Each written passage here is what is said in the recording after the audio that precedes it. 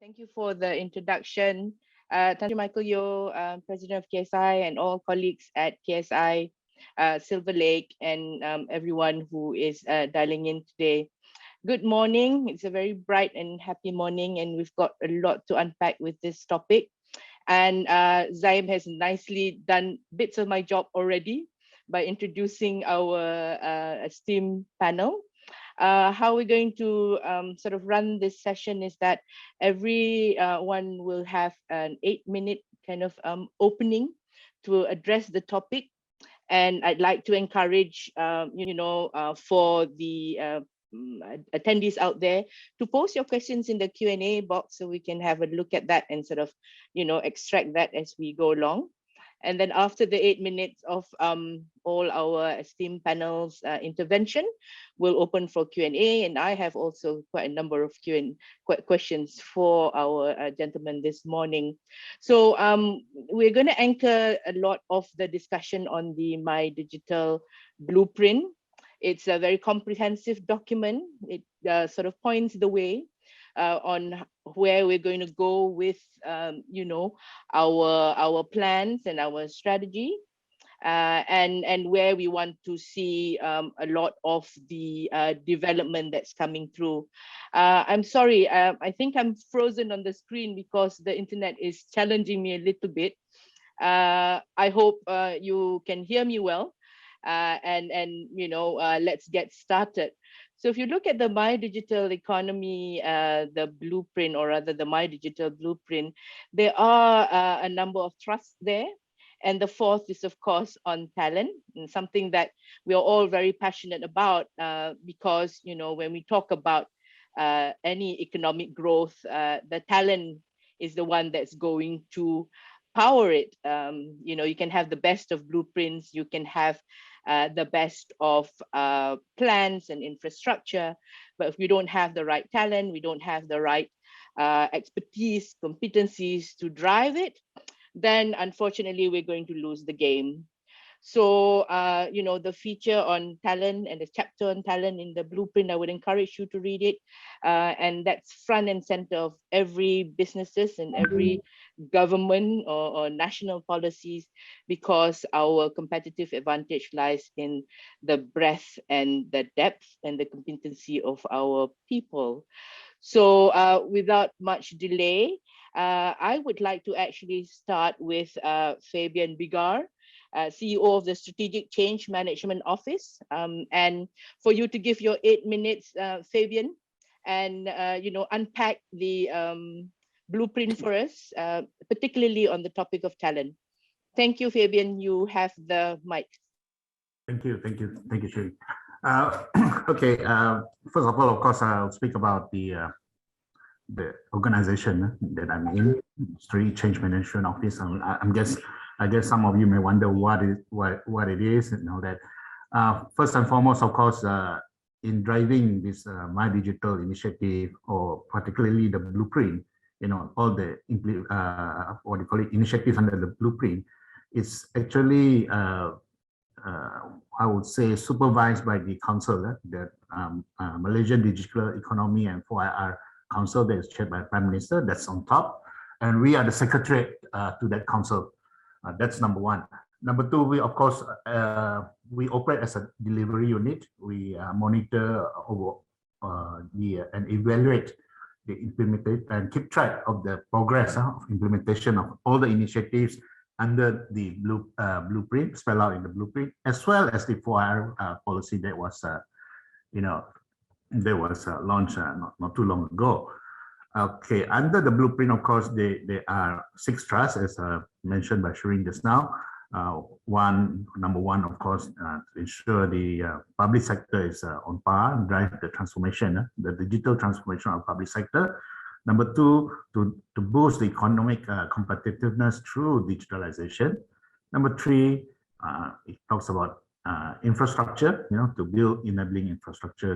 That means the connectivity and so forth.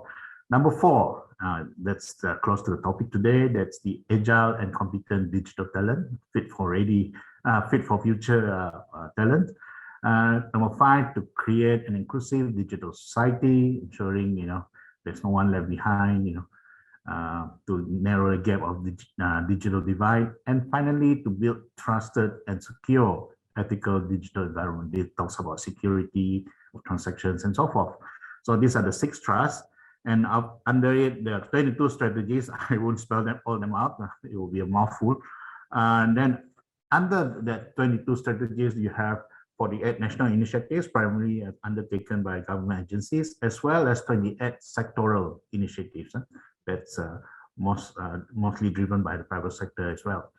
So it's a whole of nation approach, as we always mention, that you have the civil society, the public, the private sector, as well as the government.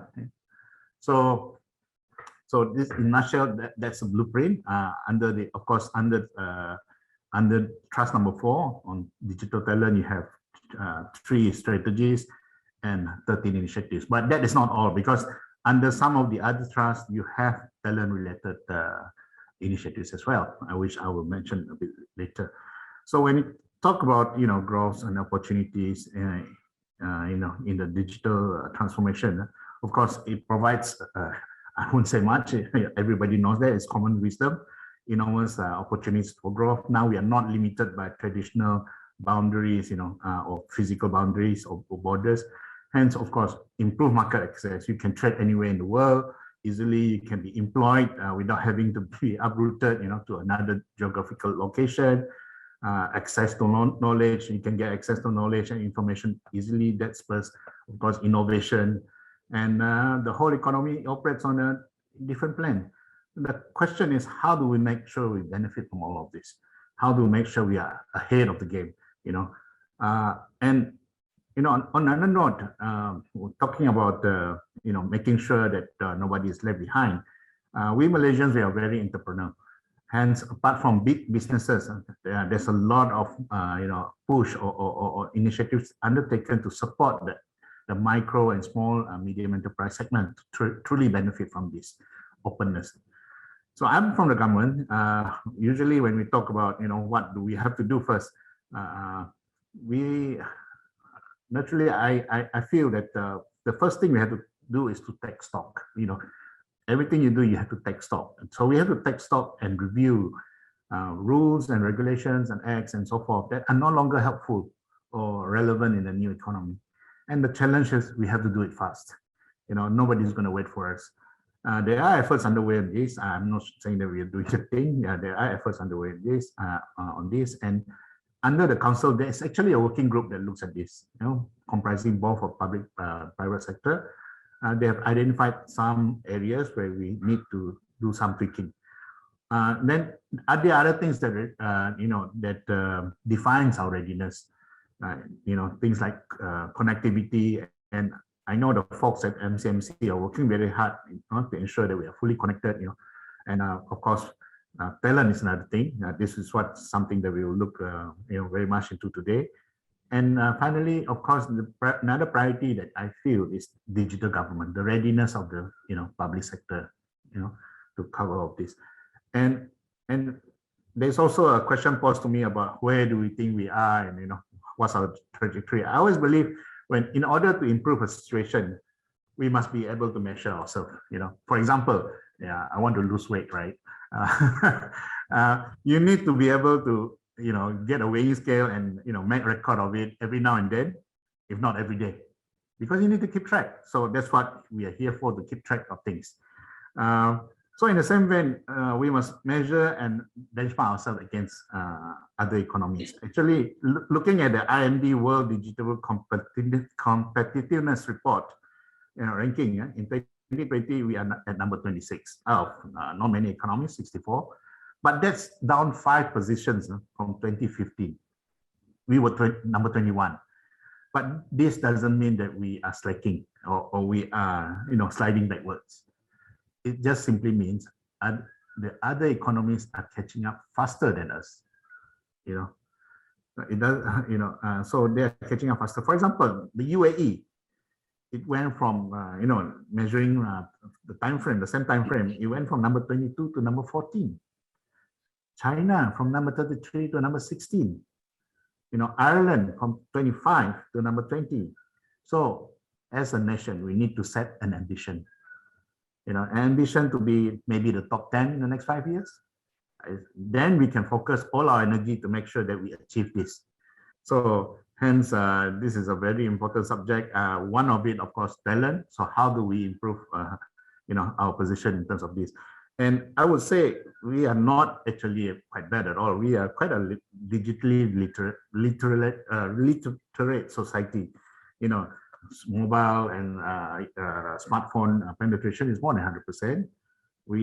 There's a lot of content in the social media by Malaysians. We are among the highest in Southeast Asia in terms of utilizing e-hailing services, e-commerce, and so forth. And digital skills, in the form of ICT curriculum. Of course, now it has to be more than that. In primary and secondary education, we have started many years ago. So, what is the gap? What is the gap that we need to look at? With that, probably, I don't know if Shireen, you probably want to go specific questions later on for me. I will leave it at that first. Then the rest I will address it in subsequent session. Lovely, thank you, Fabian. Just in your time zone of 8 minutes and slightly under, so we have more time for Q&A, which is really good. Yes. I'm glad you mentioned the IMD digital competitiveness. In my time in Talent Corp, we were looking at talent competitiveness, and the latest report says that we are at 25. At the past 3 years or so, we've been moving between 20, 23, 24, 25. While we should celebrate that we've come a long way, I think the fact that we're hovering on those numbers and we're not making that leap forward is quite telling in terms of what we need to address, especially with the talent competitiveness and also the digital competitiveness, and having an ambition to be top 10. I think for our country is doable with everybody's effort and wisdom and push towards that. So with that, I have the pleasure now to actually call on Datuk Wei.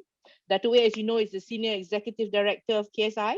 He's also the champion of the productivity nexus, the digital productivity nexus at MPC. And Datuk Wei has got, many years of experience, expertise, and wisdom that he will share with us. We're so fortunate to have him in this panel when we talk about talent. And when we had a pre-session, Datuk Wei says, let's make suggestions and offer solutions. So let's hear from Datuk Wei. The mic is yours, Datuk. 8 minutes, please. Thank you very much. Thank you very much, Shireen. And just now we have the privilege of hearing from Fabian about MyDIGITAL. For your information, I'm also serving as the National Council member, and we actually looked through the plan at the early stage until the launch of the MyDIGITAL. So it continues for the next 10 years. For this morning, I would like to touch on a few areas because I'm also wearing several hats, including being the adjunct professor of the UTM in this engineering faculty, particularly the School of Computing, and also the director of the UTM Space, that School of Professional and Continuing Education. So we take the take stock of what's happening at the demand side.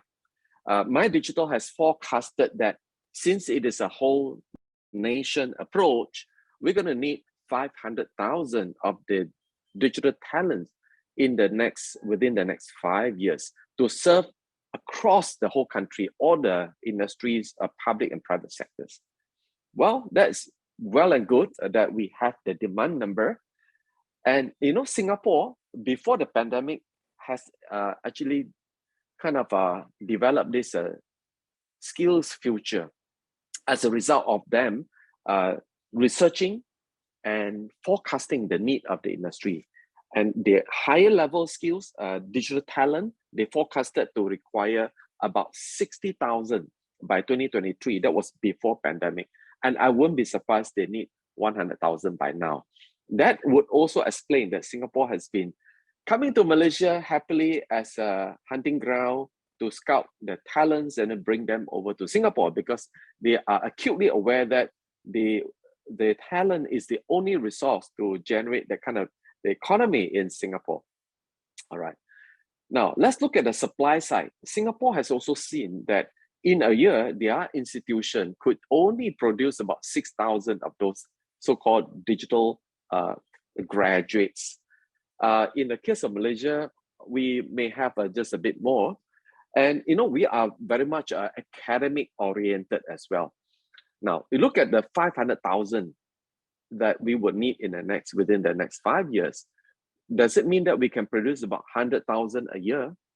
That is not our number. I think we do have like several thousands, up to 10,000 total, combining engineering and IT and all this, but it's certainly very far from achieving this target. And the approach that we have been taking as a country in higher education has been working and not working because there have been a lot of skew towards the academic side.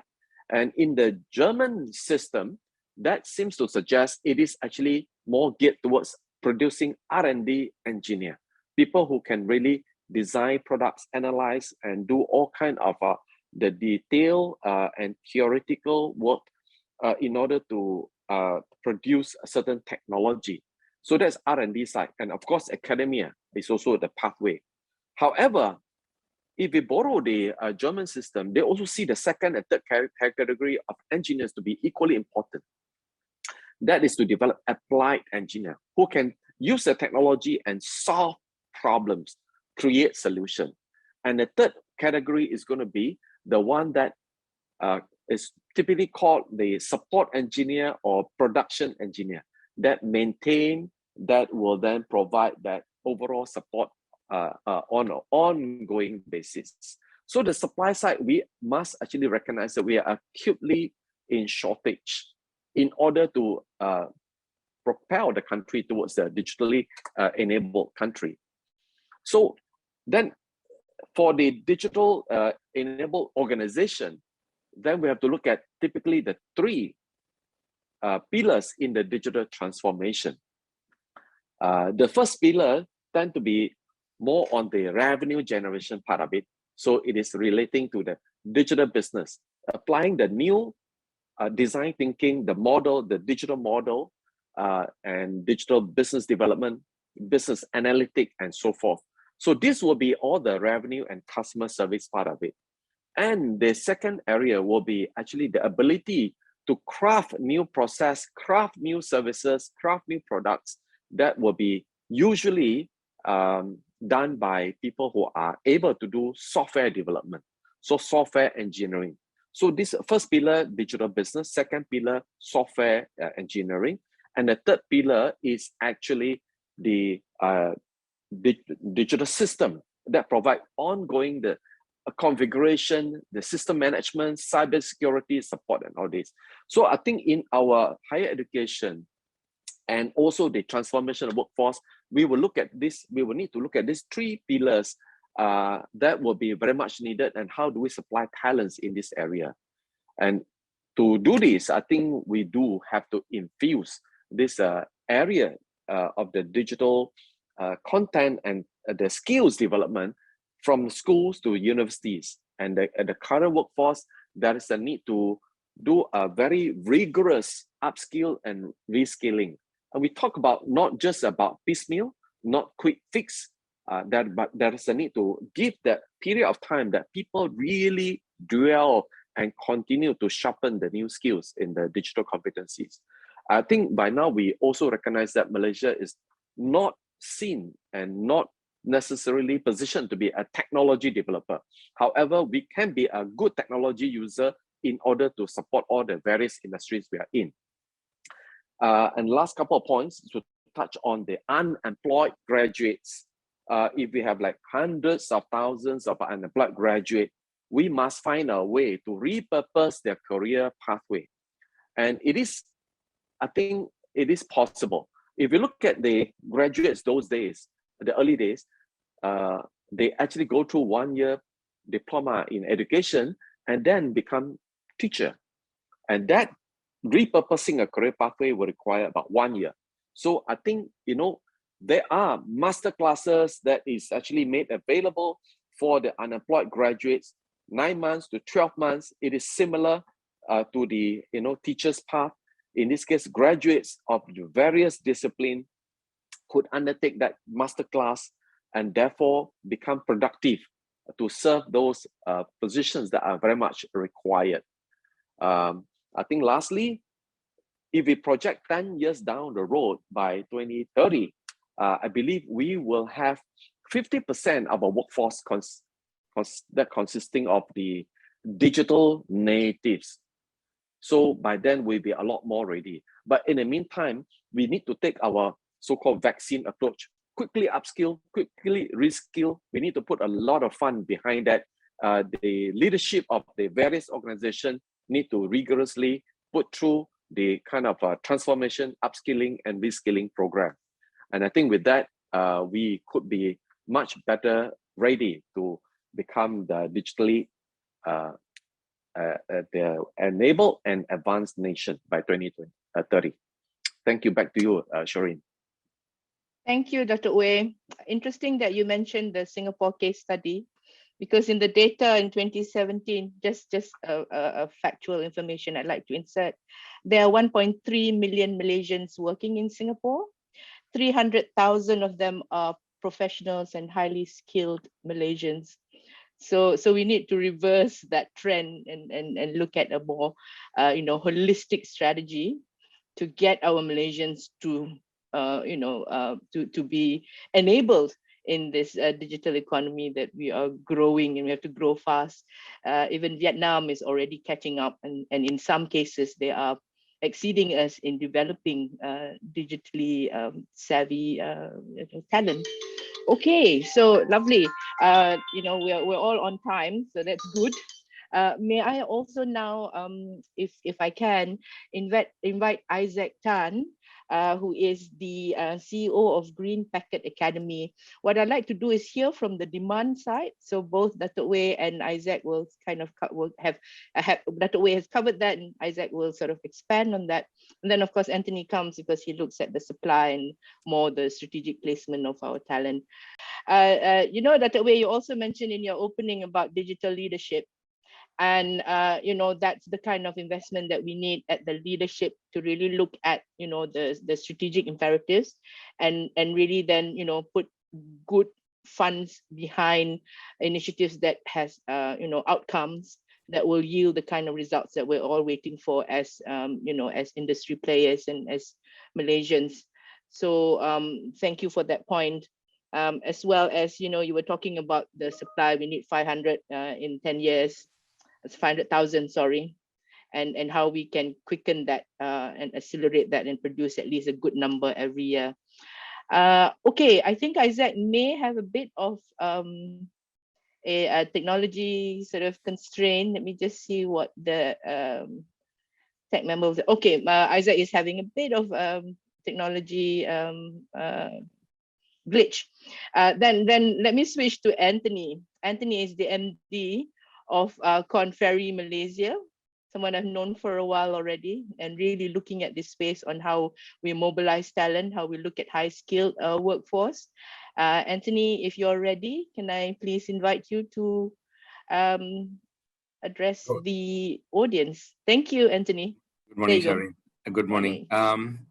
Thank you, KSI, for giving us the opportunity to be part of eminent panelists. And so I'm hoping to share a perspective of how I see. I also wear another hat. I think Dr. Uwe and team knows, part of the National Tech Association, Picom, which is the voice of the tech industry, and also share the chair for the academy side. So I can give both perspectives from a demand-driven economy, right? From an employer perspective and what's happening around the angle. But let me just start off with 2 data points. Recently, our Picom research team had announced the Picom talent report for 2021. And it's really hot off the oven. So it's just like a week ago it came out. Particularly 2 things. I know it's a very detailed report by Mr. Wuntai Hai and the team.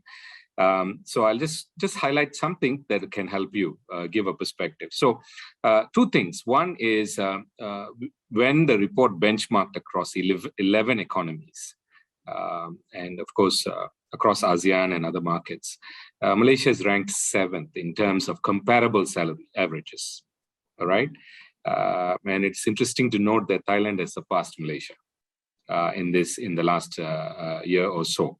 That's number one. And so ahead of us are, in terms of comparable digital job avenues, ahead of us is Thailand, UAE. I think earlier Fabian talked about it. Hong Kong, Singapore, Australia, and US. Racing close to us is Indonesia, Philippines, Vietnam, and India. And this bucket of economies will tell you where we are heading in terms of the digital landscape, right? So, of course, different countries evolved, different industries evolved during this period of time. And we noticed that these changes are important to take note that there is a significant opportunity for us to move up in terms of how we are positioning ourselves. That's number one. Number two is, in terms of industries, between last year to this year, this is important to note, where has that shift taken place? Like that? So what was top three in prior year and a half, electronics and electrical, telecommunication, and energy side. This year, we have seen electrical side maintaining its rank on top in terms of top paying industries for the digital segment, quickly followed by the GBS segment or the BPO, ITO, KPO segments, which has got a huge demand for employment creation that has happened, and then followed quickly by telecommunication and other sectors. So I just wanted to start off this, so to give you a kind of a perspective of what's happening around the industry. So keeping in mind my 8 minutes, so hopefully I don't take away Isaac's time. I think we need to kind of calibrate what is digital, right?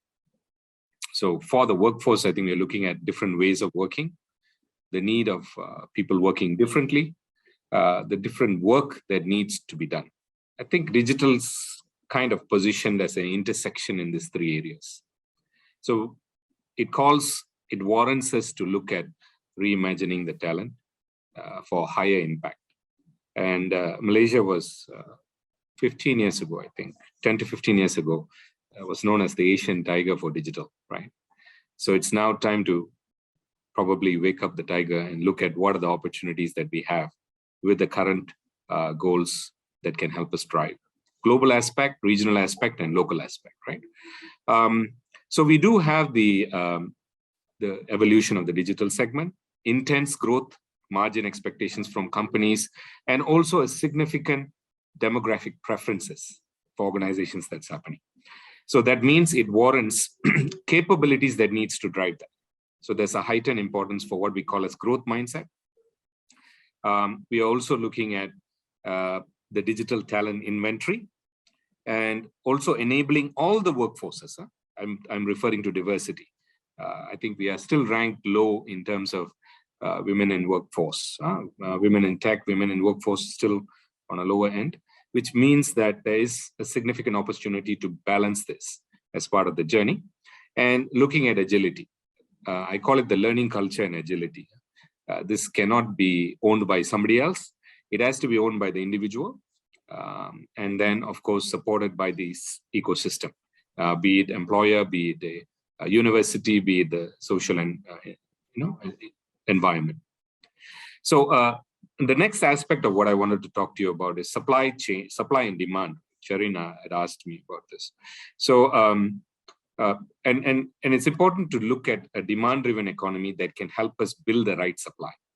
So we have supply coming in terms of universities, institutions, and TVET.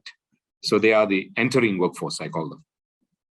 Then we have the existing workforce, the latent workforce, combined workforce, which is already in the current. And in the last 12 months also saw a significant impact of 800,000 people displaced.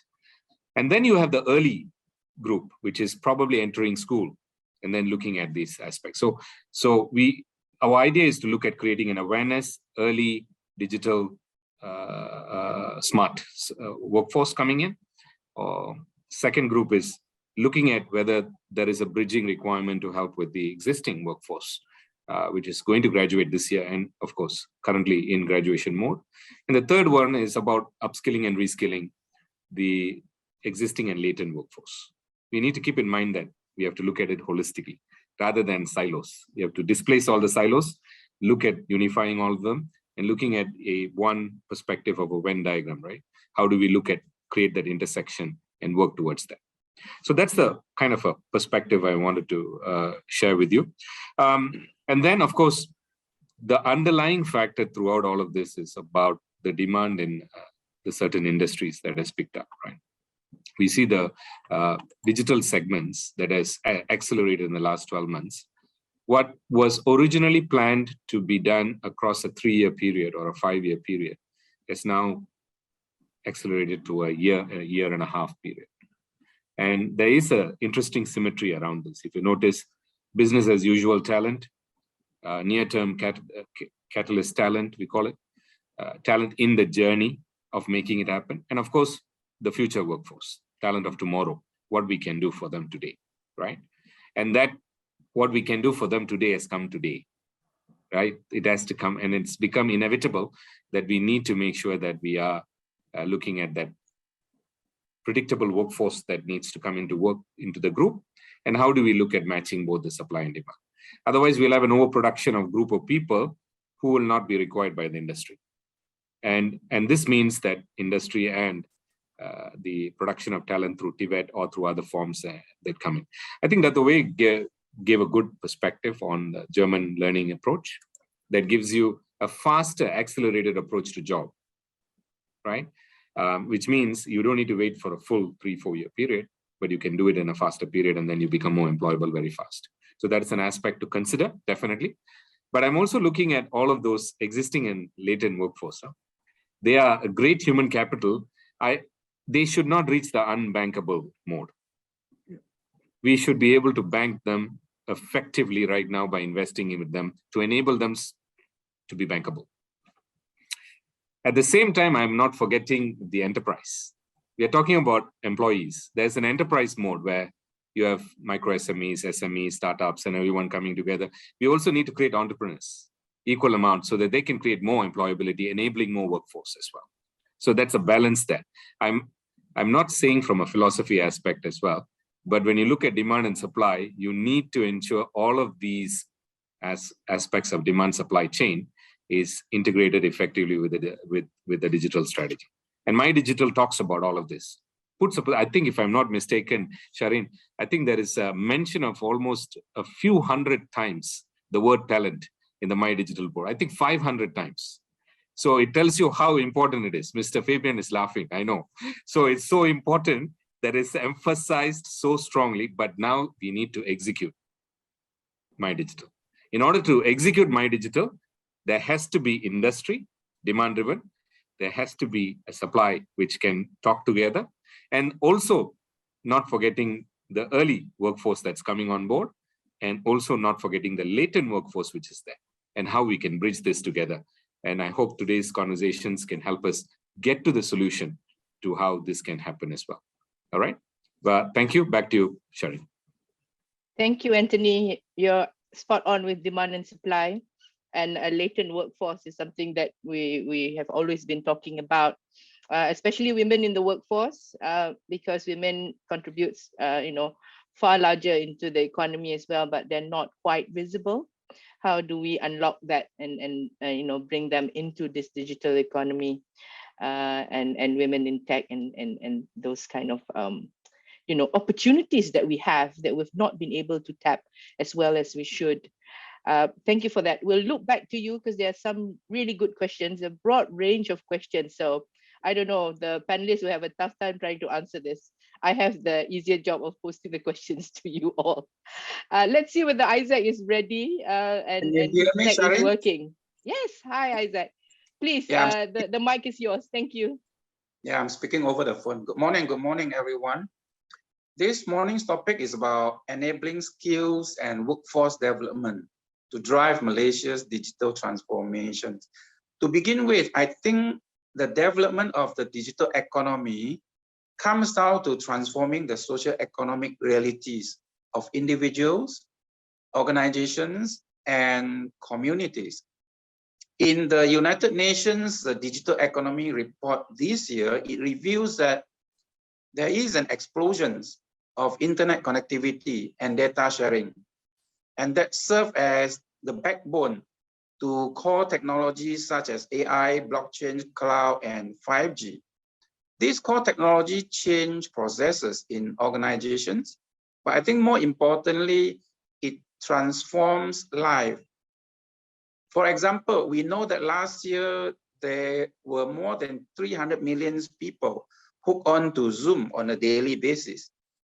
And coming down to Southeast Asia, we also read that there were 40 millions of new users came online last year. And in the context of Malaysia, we see that there are 60% of Malaysians already had used an e-wallet as of Q3 last year. And that number is double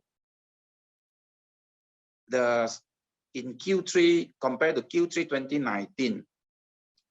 So with this increasing of adoptions of technologies, we Malaysian talents realize that it impacts our capabilities and also our contributions to the evolving marketplace. And obviously this ties back to MyDIGITAL Blueprint's drive in building agile and competent digital talent, and also that address the urgent need to reskill and upskill the nation's workforce in order for us to be in a competitive marketplace. Now, for example, when we started into the pandemic era in 2019, many of us were looking into how do we upskill by working from home, and also we look into skill sets to ensure the productivities are being upkept. But as we get into 2021, I think we are gearing up to the next phase that we are looking into improving our technical skills, such as data analytics, cybersecurity, cloud computing, digital marketing, and so forth. And all these facts are also reviewed in the Digital Talent Survey published by MDES this year. And if we were to look into that Coursera's report on global skill set, it says that Malaysian learners have high skill proficiency in cloud computing and also data analysis. However, on the other hand, such as STEM domain, such as software engineering, mathematics, and programming, we are not doing as well as the cloud computing and data analysis. So as a whole, that we are standing at about 56% proficiency, and that is actually coming behind Singapore, Vietnam, and Indonesia. And I think that suggests that while there are policies and opportunity to speed up the nation's digital transformation, we also need to pick up those areas that we need to catch up. And on the other hand, in terms of the skill set, I also have the opinion that we also need to look into the well-being of our employee alongside with the skill sets development. If we were to look at PwC's report this year, it says that majority of the people prefer to work from home. However, it's only about 28% that they are able to disconnect themselves after office hour. So that actually leads to a situation of more people could be in a situation of being burnt out. And I think the Malaysia Mental Health Association has also reported the number of people that seeking for mental treatment has doubled up during the time of pandemic. So as we look to creating agile and digital talent to spearhead the digital economy, we also think that it is important for us to address and incorporate the mental well-being, which is part of the transformation process. Now, in terms of what we are doing and how we are leveraging the digital economy, being a 20 years old tech organization in Malaysia, we believe that the digital economy offers us opportunities to diversify into new and high growth areas. One example is on Warungku initiative, which is run by SME Corp and Ministry of Entrepreneur Development and Cooperative. Green Packet take part in that program by providing training to 3,000 small traders like warungs and gerai for them to use the online payment terminals. And we have another 3,500 small traders to be trained as our next batch. The other example is on the Sri Lanka Bees initiative, whereby we also take part in providing trainings for the traders to adapt e-commerce and e-payments. And within the organizations of Green Packet itself, we consistently provide training to our packeteers in the areas of design thinking, agile, and lean management. We believe these are key skills that are required in the time of digital economy. And beyond the training needs to our packeteers, we also balance with wellness program. For example, we have Wellness Wednesday, and we also have a Feel Good Friday. So coupled with this, we also have introduced our benefit solution. We call it a Mangrow platform. Mangrow is a platform that allows employees to access to their earned salaries before the end of the month. So that actually will help them to solve some of the emergencies or their mid-month requirement. So while we look to improve the digital savviness of our employees, we are also not forgetting their wellness, which drive cultures, workplace flexibilities, and career progressions. So I think this is an overview of how we see the digital economy impact the digital talents in Malaysia. Thank you, Sharin. Thanks, Isaac. We are all on time with our speakers. Well done. My little clock here didn't even ring. Thank you, everybody. So we have quite a good sort of block of time to do the Q&A. And I'd like to go to the questions that's been posted in the chat. There was a question that was posted in the Q&A if people were looking at it, and Fabian has kindly sort of typed his answer, so it's there to if you want to look at it in the chat group. And I think this is open to let's see, it's local government. Perhaps Fabian would have a bit more insights on that. Sharul Shari says, how can we drive digitization at the local government level? Basic things like data collection and process transparency first. It might help to create digital jobs at the community level. So how do we empower people at the community level to actually be digitally connected, number one, and also be part of this digital economy, and address corruption in the longer run. I'm not sure about the second part of the question, but let's do, how do we reach out to community? Because I think in the MyDIGITAL Blueprint there is, a mention on that as well. Fabian, could you address that, please? Thank you. Of course, number one, when you talk about local government, definitely you have to engage the state governments. I mean, we all know that before even the blueprint was published, some of the state governments have their own digital plans, digital economy.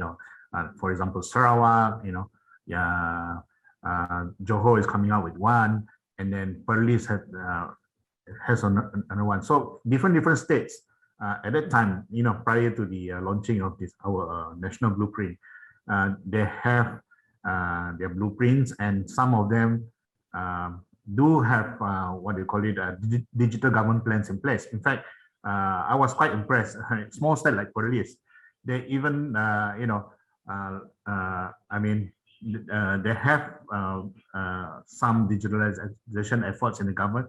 Even I'm sorry, this is regarding Muslim burials. You can do it digitally. You can even apply for the burial sites digitally.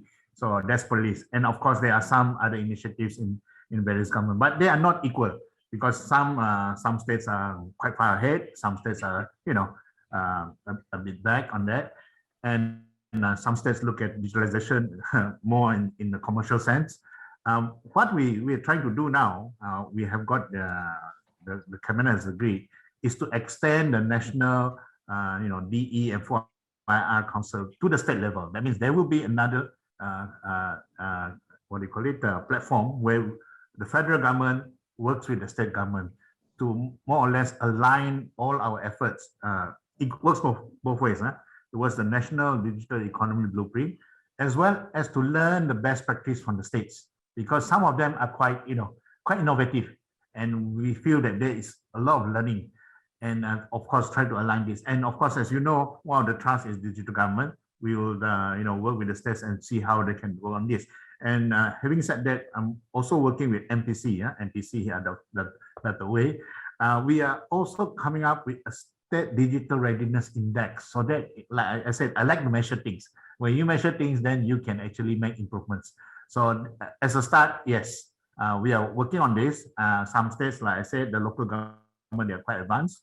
And I really agree, because a lot of that, when you digitize, you collect a lot of data, you can make improvements, and of course, process transparency addresses the issue of corruption in the long run. True. Yeah. That's very correct. That's what I have to say about the local government efforts. Yeah. Thank you, Fabian. That kind of bridges the digital inclusion kind of discussion. And then how do you learn bottom up as well? Because there's a lot of good practices you will see happening at the local level, at the community level. And the blueprint is great as a national document for everybody to sort of refer to. But you're right in the sense that I'm glad to hear that there's a lot of state level initiatives that are coming through, and there's a decentralization of the operational part of the blueprint. Let's go back to a question from Ang Xian. I hope I'm pronouncing your name correctly. A suggestion on the to the government. Oh gosh, Fabian, you again. We'll look with the others as well. It says that take it back to basic learning, our learning management system, to standardize, to see how we can leverage on LMS for standardization of learning for teachers, as well as the young people who are keen to get into the digital economy. And then how do we do this in a way that is sustainable with or without pandemic?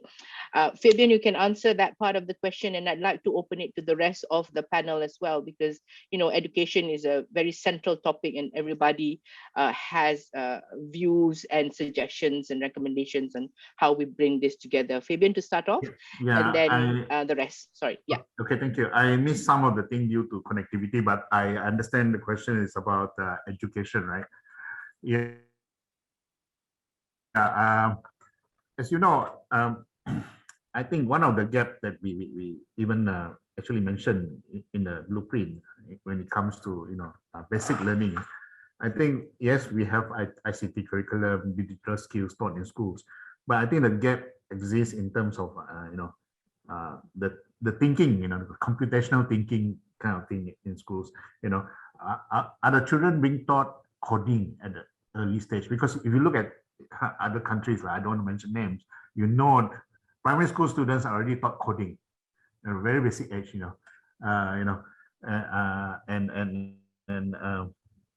then, but when you talk about schools in Malaysia, because obviously when you compare to Singapore it's easier to manage in terms of even the infrastructure. Malaysia, you have Sabah Sarawak, you have the rural areas to worry about. So you have to talk about connectivity. All this has to be put in place first before we even got it far. So it's not as simple as just the education system, but it's also the facilities in place. Do we have the devices? We need to I think move away from what do you call it? Everything is provided by government, especially the devices. If you look at the blueprint, we only talk about the government part, Sanhasana and the government part. But I know there's a lot of other initiatives have been taking place independently in providing all access to devices to students, especially. And we would like to actually have it coordinated so that there's no element of double dipping. You don't see devices end up in Shopee and all that. So we are actually reaching out to all these providers to make sure that it's coordinated well. Then we talk about tertiary education. I think we're challenged with connectivity as well, even in this forum. We'll see whether Fabian can patch back Okay. Are you So okay? you There lose you me, go. right? Yeah. Yes, for we what? did. It was on and Yeah. off. Yep. Carry on. Thanks. Okay, when I talk about, I think I lose you there in tertiary education. I think, are we churning out the right skill sets? I know, is there a mismatch between supply and demand? And of course, I'm sure that that's the don't have to answer that. You all know the answer. And according to a survey done by conducted by us and Sri, I think we published this in July. And there was a forum.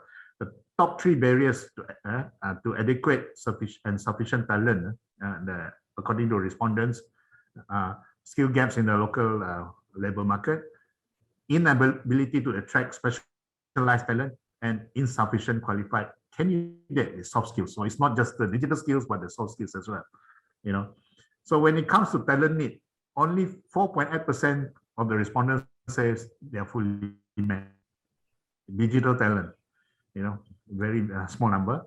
And the most in-demand skills are big data analytics, digital marketing, artificial intelligence. And finally, very quick one, top 5 tech roles that are vacant for more than 3 months: big data analytics, data science, cybersecurity, artificial intelligence, and cloud computing. That's what we found. So, and then that's the shaken education. So we have to work something out on the supply side. And we talk about workforce, of course, those existing ones, you have to make sure that they remain relevant and employable. I'm sure there's a lot of programs out there to reskill and upskill them. And also to talk about education, there is an effort, of course, Dr. Wei, I think you were in the presentation. There was a presentation by MOE, I think, to talk about digitalization in our education system. And I think they had to come back to the council to refine that and work, because it cannot be taken just at the primary level, but you have to, the whole spectrum of the education system. So they're working very hard on it, and there's a special task force that looks at it, and we hope to see something coming up soon. Great. Thank you, Fabian. Dr. Wei, do you want to weigh in on that point? You had some very practical recommendations earlier at your opening. How do we do this, Dr. Wei? And do it fast. To do it fast, to do it rigorously, it really requires leadership. Because we can always look at how to get this thing done, how to implement something, but the commitment, it has to come from the leadership level.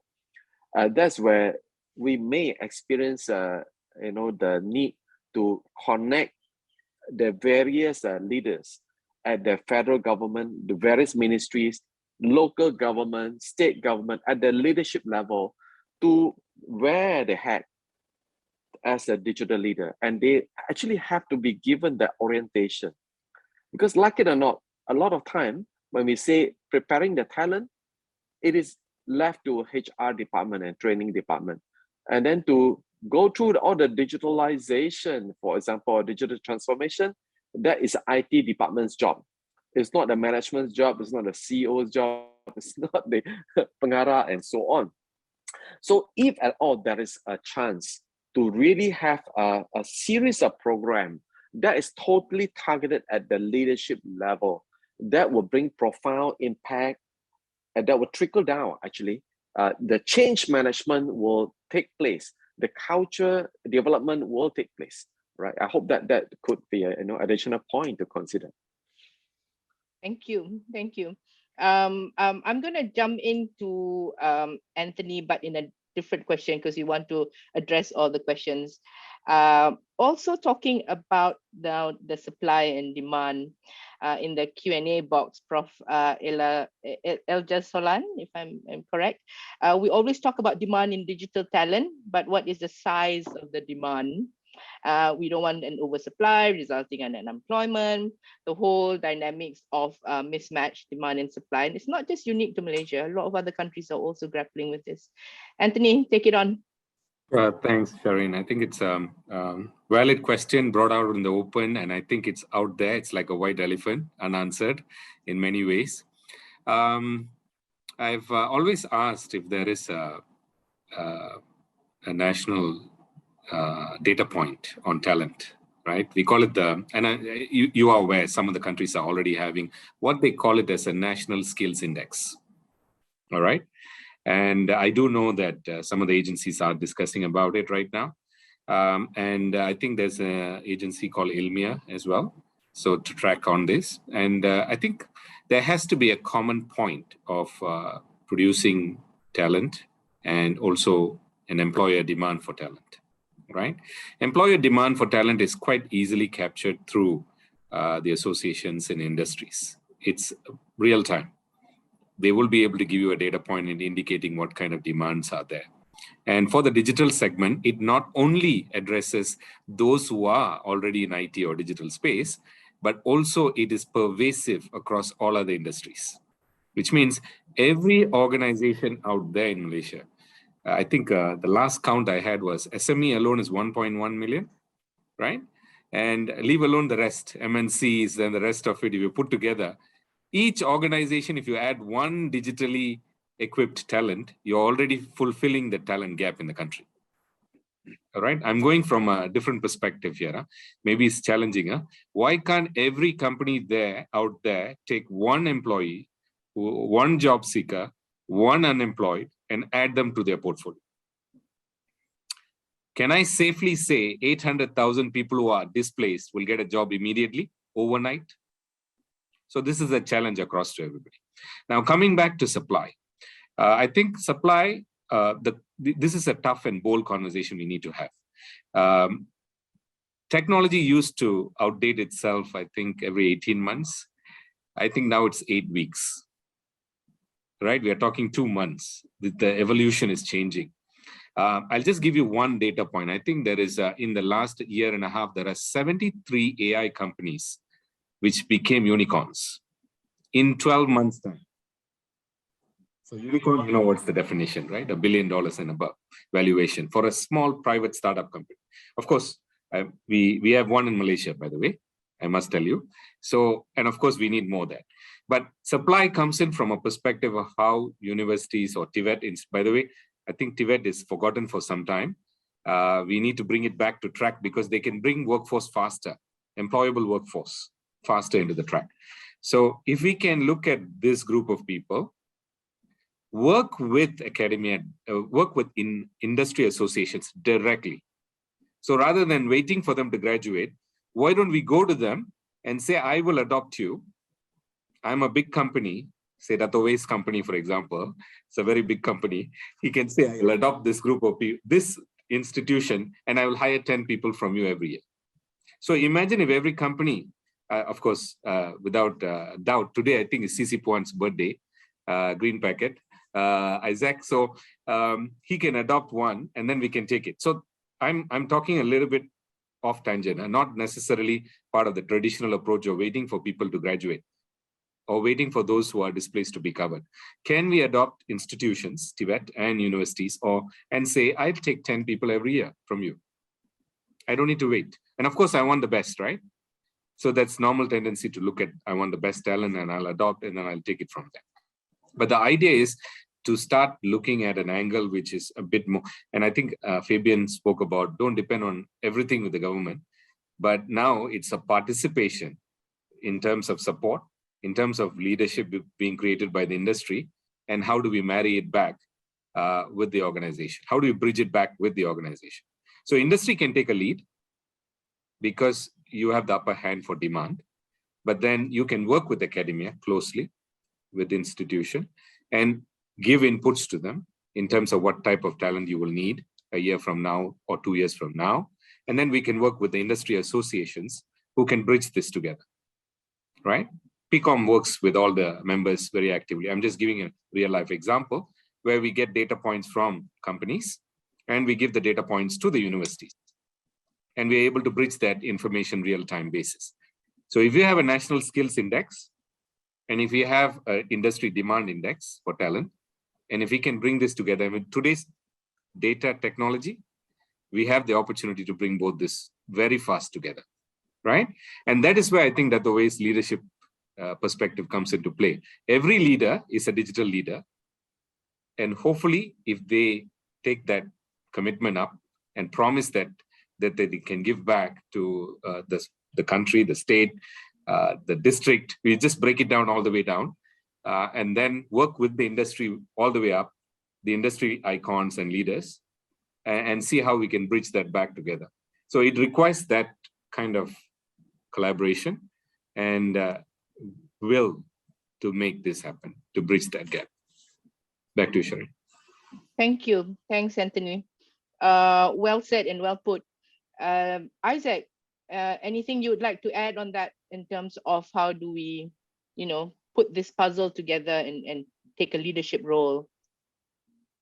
I think first of all, I echo Dr. Wei's opinion about alignment on leaderships in terms of their role plays and commitment. And even within the group of companies, we have multiple subsidiaries, and all leaders, they have a different understanding, different perception about digital transformations. So I think that is a key issues that we need to align.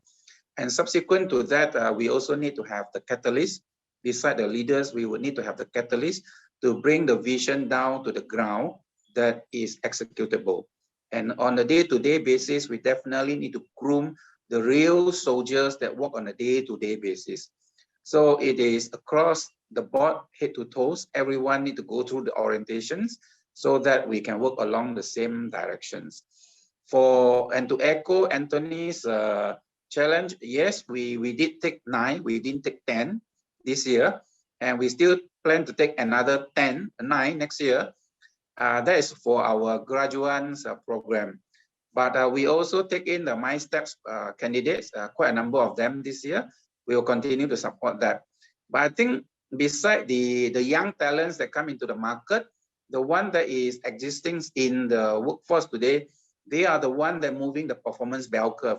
So they are the one that needs a lot of upskillings and reskillings. The growth mindset has to be there. It's just that it takes, yes, once the leadership has the commitment, then together we can drive through this one consistently throughout the year. It's a day-to-day basis. It's not just a one-time deal. I think there are many transformations that we are also going through ourselves. Like, for example, in the past, a lot of times we talk about financial capital, and then we talk about human capital, and more recently is about intellectual capital, and the most recent one is digital capital. So the way we calculate and count capital is also very differently nowadays. Last time we have financial accounting, and now we have innovation accounting. So it's even the traditional people in a finance, many of them will need to go through the transformation as well in terms of upskilling and reskilling. So yeah, I am in line with what I hear from Dr. Wei and Anthony. And of course, I think the efforts from the government, I would like to give compliments, because the efforts in terms of the strategic initiative, in terms of the funding, I think that has been consistent. And I know that it is not an easy way to go and crack this formula. And that's why from a year-to-year basis, we keep coming up with new innovation ways to close the gap. Yeah, so that is my thoughts. Back to you, Sharon. Thanks, Isaac. There's a question on innovation, and maybe this is for Fabian. How to address culture change from consumer culture to innovation, and how do you build the right kind of skills and expertise that we are creators of technology or content rather than just being consumers, because that's that's where we can really see the exponential growth of a digital economy when we start creating products and services in this space. Fabian? Okay, thank you. The question of culture, I think it's actually from consumer to creator and all that. Firstly, I think okay, generally I would just say that there has to be a mindset change in throughout society. This also actually is a follow-up to Dr. Wei's comment about leadership, because I feel the understanding or the embracing digitalization, I think it has to start. It has to go all the way up to the top, in understanding what it means. It's not just putting, putting infrastructure there, getting devices, technology. It's actually change in behavior and even, culture in a sense. Then and ensuring that, we move away, not only, not to say move away, but, we are also creators and innovation. It has to start from the schools. I think there are some programs. Of course, these things can be added more, for example, digital maker schools, the things, I think recently also, there was a launch by the Ministry of Education, in collaboration with MDES, in encouraging this kind of culture or mindset among school students. So it's absent, but I think we have to intensify. And another thing, I think, what we do in the government, this is something that I always mention. People don't know. I think we are not good marketeers. I think we have to improve our efforts in marketing, the things that we do, Yeah, because a lot of issue surrounding awareness. I think, there is an issue there. So these are the things that we have to actually, do better in that sense. Yeah. Thanks. We kind of have about 10 minutes and a bit to wrap up. We've addressed all the questions out there. Thank you very much for your questions and for being in a very engaging audience. Datuk Wei, I'm going to start with you and maybe prod a little bit to be slightly controversial as we close. What is it that you want to see that's going to make a great difference that you have a sense that it's not there? Are we missing something either in the blueprint or in our education or in all aspects that you see? Be a little bit critical, Dr. Wei. I know it's going to be tough, but we can. Thank you. Yeah, well, if we look at, let's say, MyDIGITAL is excellent plan. Just like I've seen like thousands of business plan. All the business plan looks fantastic. And then, when we come to execution, that's where everything else will become so different. Why? Because the plan, it is a very scientific kind of plan where you can calculate, you could put numbers and all this, you can have all the steps, very logical, very scientific. But the moment we execute, that is going to be the art that is lived through with people. One major so-called areas for us to work on is that as a nation, at all levels, there's need to have that very strong inner drive, inner motivation. And I just feel that in our country, the level of motivation is actually not very high. The motivation to excel is not very high. The motivation to really be at our best is not very high. So if we can really bring that part up and it translate into the art of execution, then I think we will have much greater chance of having the success. Thank you. Well said, Dr. Wei. Anthony, you want to take it on? Yeah, I was just referring to the question you had planned for me in terms of what will be the top 3 or 4 things that we need to make sure we meet. So, I mean, based on the discussion shared, I just feel these are my thoughts. The first one is to focus on the future of work and enterprise, because we need to have the line of sight and we need to benchmark. I'm not saying we are missing a lot of data points. We need to bring that together to get this fact correct. So focus on the future of work and enterprise. I'm not adding only work. Enterprise is equally important for startups, small and medium enterprises and others, because without them, they are the pulse of the country. Yeah. Number one. Number two, we need to set a race, a kind of a clock, a speed, a timer to reskill, upskill, and place. As a country, we need to set a goal. We need to achieve that gold or silver or bronze by which time frame.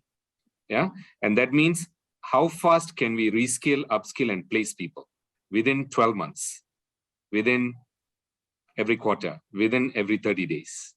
That kind of a race must be there to speed that achievement that we need to have. Yeah, and that means we build competitiveness internally, like what Dr. Wei said. We need to build that inside. Number 3, of course, outcome-based. And whatever I'm sharing must be clearly outcome-based. Number 3 is we must make sense with STEM. we are not able to make sense with STEM because science, technology, engineering, and math is still seen as alien in many ways. We are only 28% as compared to the standard around 50% worldwide. So our basics are not yet there. In order to get to 50%, it's just basic level average, worldwide standards. We need to make sense with that and get there. And that could be part of that contribution of developing the school to Tibet to education and then bringing that up. And last but not least, I like what Isaac said. And I'm going to borrow that, but it already had a point in me. This is about mental resilience. There's a lot of impact, invisible and visible, that has happened in the last 15 months. It's sitting in the minds of people. It's sitting in those employees at the office. It is sitting in the minds of that business people. It's sitting in families. I think as part of this entire digital, we cannot forget the human aspect. And that is a strong, formidable need to bring what we call as emotional and social intelligence out there into the open. I know some people consider it's really bad to talk about mental health and all these things, but we have to accept it. It is the fact, it is there, and we need to meet it head on and then help see how that can be done. And that can be done through proper, structured, emotional and social intelligence programs nationwide. It can come in different forms, but it helps you prepare yourself to be emotionally strong, socially understanding, because the digital aspects sometimes causes the divide to be further and further. And the one way to bring it together, to unite it, is to have the emotional and social intelligence understand. So these are 4 things that I see as part of what we need to do to bring holistically the idea. And of course, each one has its own goals, its own data points, its own task force or team, but we just need to unite all of this. And I think the MyDIGITAL can help us use that as a central point to achieve this. Thank you. Thanks, Anthony. Isaac, your top 3 as a business owner, bottom up in the trenches. What are some of your priorities? Well, as I said earlier, that the digital economy has opened up a lot of new high growth areas for us to diversify into. And I have the opinion that we Malaysians have leadership in our certain areas like telecommunications, such as 4G, 5G, and in fact, go back to 3G, 2G as well. So in these areas, I believe that we are able to expand our influence in terms of spreading our skill sets for use not just in Malaysia as well as for export. But there are also new areas that I think we are coming up very strongly, according to the report, such as cloud computing, data analytics. I think those areas will be our next focus to gear up our competencies so that we can be not just competitive, but we can also start to take leadership in the cutting edge industry. But there is the third one, that are certain areas I think we are still in the infant stage. And those areas maybe we need to jumpstart, turbocharge a little bit, such as the smart cities, which has been a national dream for us. Yeah, so these are the 3 perspectives I see how we move along the digital economy. Very nice. And how we marry the digital economy with sustainability, sustainable development is a very interesting sort of convergence. Dato' Wei, your top 3 thoughts or your wish list, how do we move this forward? Besides all that you've generously shared with us already, are there anything that you can conclude for us? Thank you. Well, I think we touched on a lot already. I've seen last thoughts, Dato'. Yeah, the last thought is this: we have to make it happen together. I think we have to, avoid the factionism, we have to avoid politicking, but we really have to stare at this really at the current moment with that sense of urgency. It is actually perhaps one of the last opportunity for us to really bring ourselves up in the next 10 years. because I think otherwise, there have been a lot of noise out there in the form of politicking and so on. We have to do away with that. So now the plan, if that can be given, that true support and wholeheartedly everyone can do the best, galvanize everyone, align that, gives a motivation, we have a good chance. And I wish that we get there. Thank you. Thank you. And last but not least, to conclude, Fabian, priorities for MyDIGITAL, share with us before we conclude for the next panel. I have only one, Shireen. There has to be a national obsession about this. Nice. That's Very nice. Once you have that, jalan. Thank you. Thank you. So wonderful. I think we've delved into this topic and a lot more to think about, but a lot new ideas that have come through. I just want to borrow some of the sort of keywords that I heard throughout the panel from our really esteemed panelists. Fabian wants to talk about more measurements and measure outcomes. And then, of course, be obsessed with the digital economy. That way, I echo your leadership and leadership at all levels in the digital sort of space, government, private sector, all sectors. Anthony, you were talking about the skills index. That's very critical for our country. I think we need to get going with that. Isaac, execution, real soldiers who have real skills that are going to make a difference to actually power the economy, and they are the ones that's going to drive it. And if I can just conclude to say that, if you look at the spectrum of talent and enabling talent, there's the short term, which is the bronze medal, if I take Anthony's, analogy. The short term is the plug and play. We can do this, we can accelerate. That way has given some, thoughts around that. The midterm is actually our silver medal. How do we develop specific skills and transform that? And our gold standard is actually being at the forefront of digital economy with the skills that with the talent that has the competency to actually drive it to the next stage. So with that, ladies and gentlemen, thank you very much. I hand you over to Zaim and to the next panel. Thank you. Thank you very much.